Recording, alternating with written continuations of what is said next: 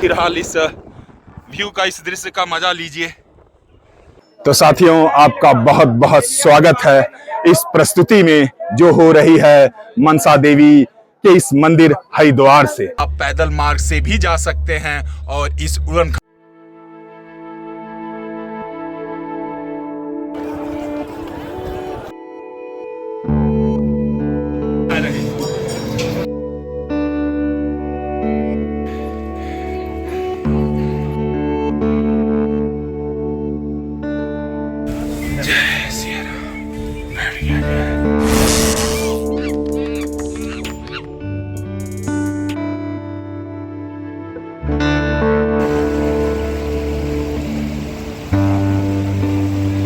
साथियों, माँ गंगा में आस्था की डुबकी लगा ली गई है और इस डुबकी में जो एहसास मिलता है शायद परमानंद के करीब ही होता है।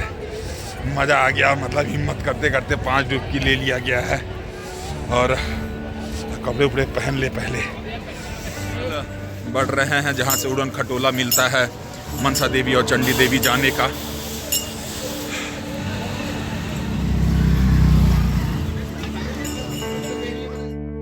साथियों, मनसा देवी प्रवेश द्वार पर हम पहुंच गए हैं। चलिए पहले टिकट लेते हैं। महादेव शंभु। तो लगभग 600-700 मीटर के बाद ही यहाँ पे एक टावर है। टावर मतलब पहचानना है तो एक टेलीकॉम का टावर लगा हुआ है। टेलीकॉम टावर के बगल में ही मनसा देवी जाने का रास्ता है और आपको वहाँ से उड़न खटोला या रोपवे भी मिल जाएगा। तभी टिकट लेने जा रहे हैं, फिर आपको बताते हैं कि कॉम्बो टिकट जो चंडी देवी और मनसा देवी का कितना है।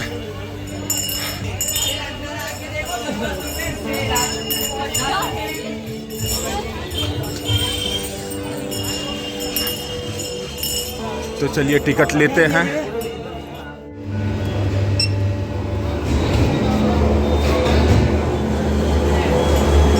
बताता चलूं, मनसा देवी और चंडी देवी के दर्शन के लिए आप पैदल मार्ग से भी जा सकते हैं और इस उड़न खटोला, रोपवे या कहें ट्रिम्बल ट्रेल का भी सुविधा ले सकते हैं। आपको यह बताता चलूं साथियों कि इस सुविधा को लेने के लिए अगर आप लेते हैं चंडी देवी और मनसा देवी का कंबाइंड टिकट विद ट्रांसपोर्ट तो आपको देने होते हैं 444 रुपए।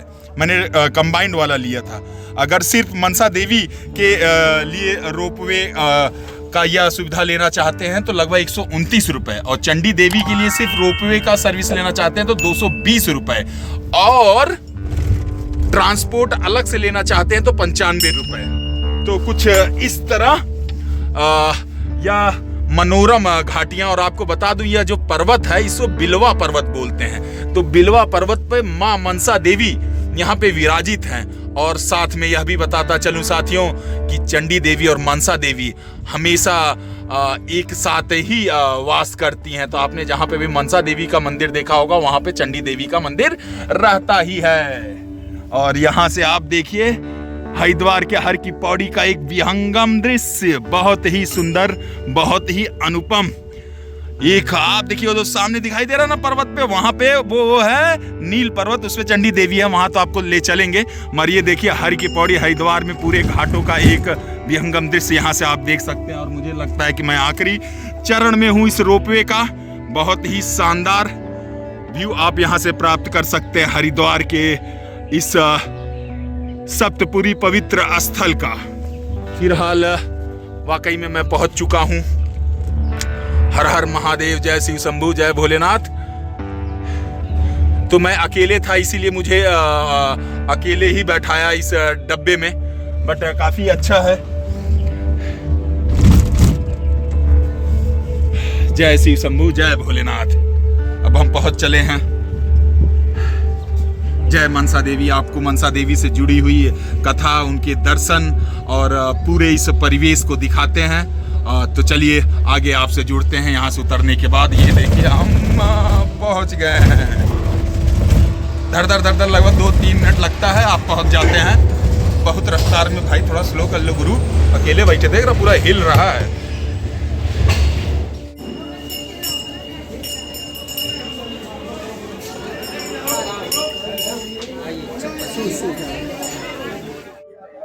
तो साथियों, आपका बहुत बहुत स्वागत है इस प्रस्तुति में जो हो रही है मनसा देवी के इस मंदिर हरिद्वार से।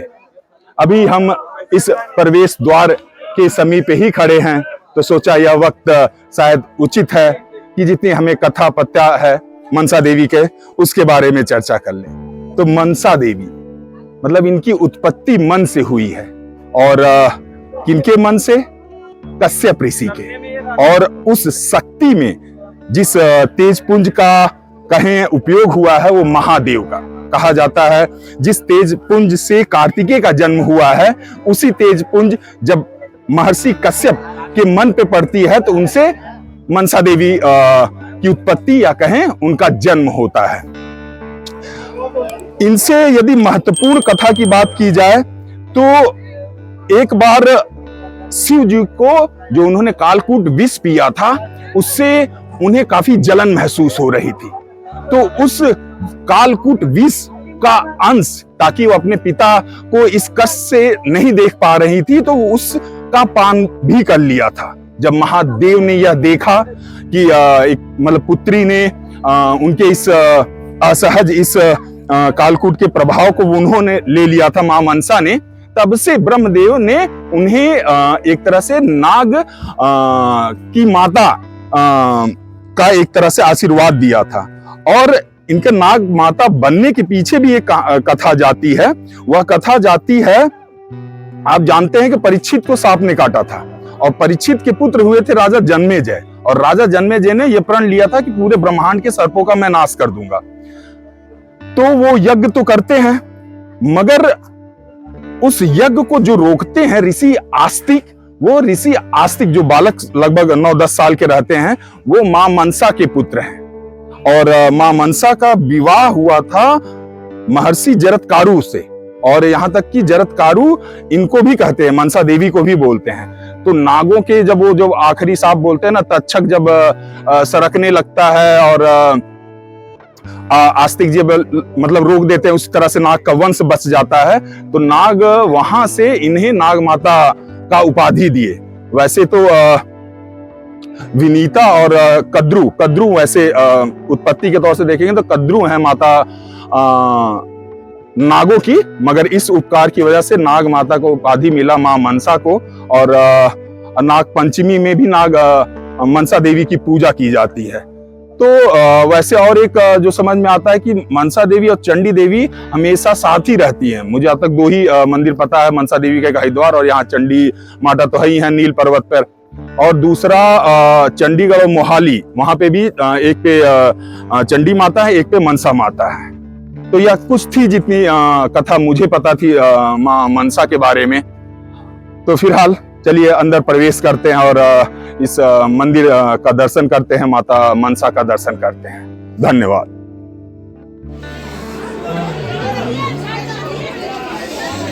जय माता दी।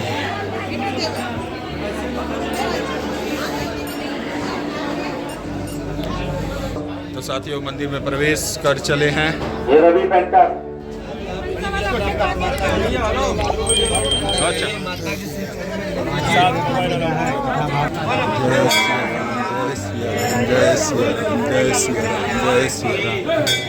जय माता दी, जय मनसा देवी।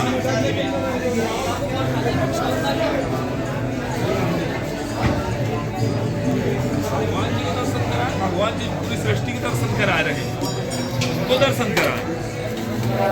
मैं अभी बताना चाह रहा था कि मां मनसा के दरबार में क्या दर्शन प्राप्त हुआ। देखिए, आप जब प्रवेश करेंगे, देखिए फोटोग्राफी तो अलाउड नहीं है, यहाँ पर सिंदूरी कलर में है वो मां मनसा हैं, और ऊपर मां गायत्री हैं, और उसके पीछे वो महिषासुर है जिसका मर्दन कर रही है। क्योंकि द्वारपाल पे गणेश जी, माफ कीजिएगा, बजरंगबली और काली मां है, और पूरे द्वार पर मां दुर्गा के विभिन्न रूपों को दर्शाया गया है। अंदर मां सरस्वती भी हैं। तो कुछ इस तरह का मतलब उनका दर्शन अंदर पूरा जो गर्भ बना है, पूरा एक तरह से चांदी के वक्र से पूरी सारी जितनी भी छवियां बनाई गई हैं माता की, वो सारी बनी हुई है।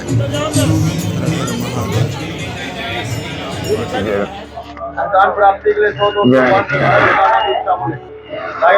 यहीं से ही प्रवेश करते हैं भक्तजन मनसा देवी का आशीर्वाद लेते हुए। और यह कुछ प्रांगण परिवेश होता है। यहाँ पे लक्ष्मी नारायण जी हैं, यहाँ पर बजरंग बली हैं।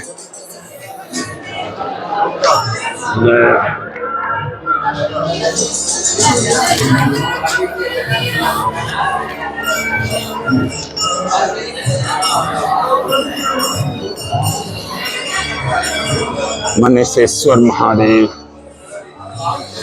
हर हर महादेव, हर हर महादेव, हर हर महादेव। यहाँ से बाहर चलते हैं और जय माँ वैष्णो, जय माँ वैष्णो, जय जय काल भैरव। सामने आइए, नाम बोलो, धागा बांधो, नजर का धागा है, भैरव जी का गड्ढा बांधिए। अब वापस आया जा रहा है मां मनसा के दर्शन करने के उड़न खटोला की तरफ। नीचे उतर कर चलिए, आपको अगली प्रस्तुति चंडी देवी के धाम से मिलते हैं।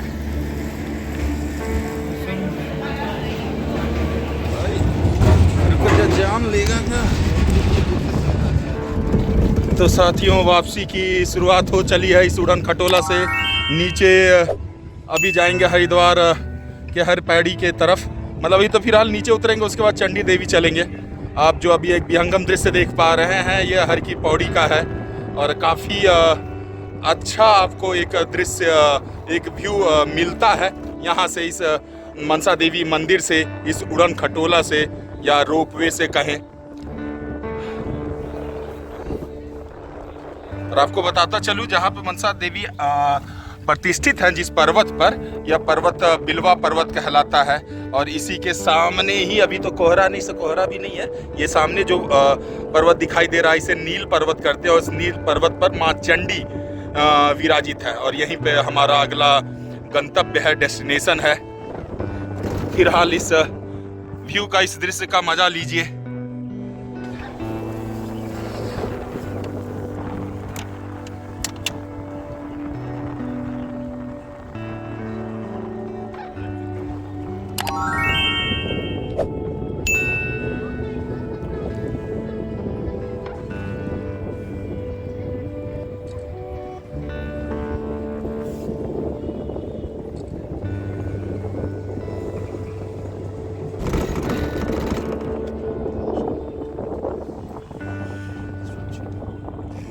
कृष्ण गोविंद हरे मुरारी, हे नाथ नारायण वासुदेवा।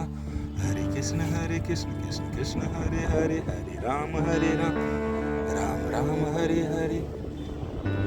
गोविंद बोलो, हरि गोपाल बोलो, राधा रमण हरि गोविंद बोलो, गोविंद बोलो, हरि गोपाल बोलो, राधा रमण हरि गोविंद बोलो, गोविंद बोलो, हरि गोपाल बोलो, राधा रमण हरि गोविंद बोलो। अच्युतं केशवं कृष्ण दामोदरं, राम नारायणं वासुदेवं हरि। कौन कहता है भगवान आते नहीं, तुम मीरा के जैसे आते नहीं, भगवान आते नहीं।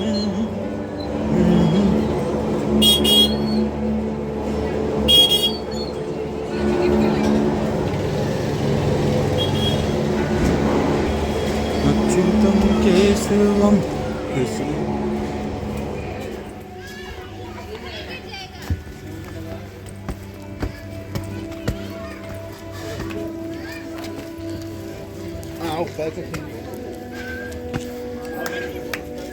साथियों, यहाँ राजा जी राष्ट्रीय पार्क हरिद्वार रेंज का भी द्वार है, तो यहाँ से आप जा सकते हैं।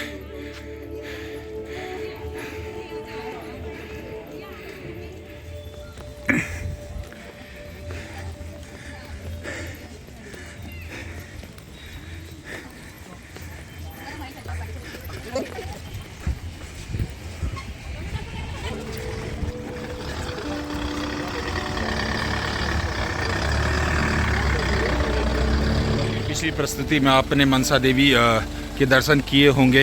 उसके बाद अब वहाँ से हम प्रवेश करने वाले हैं इस ट्रांसपोर्ट सर्विस के माध्यम से चंडी देवी की तरफ।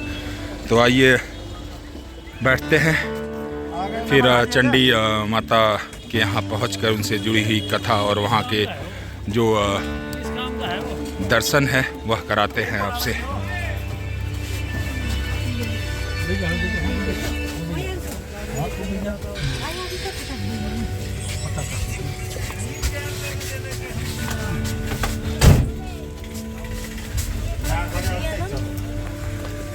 जय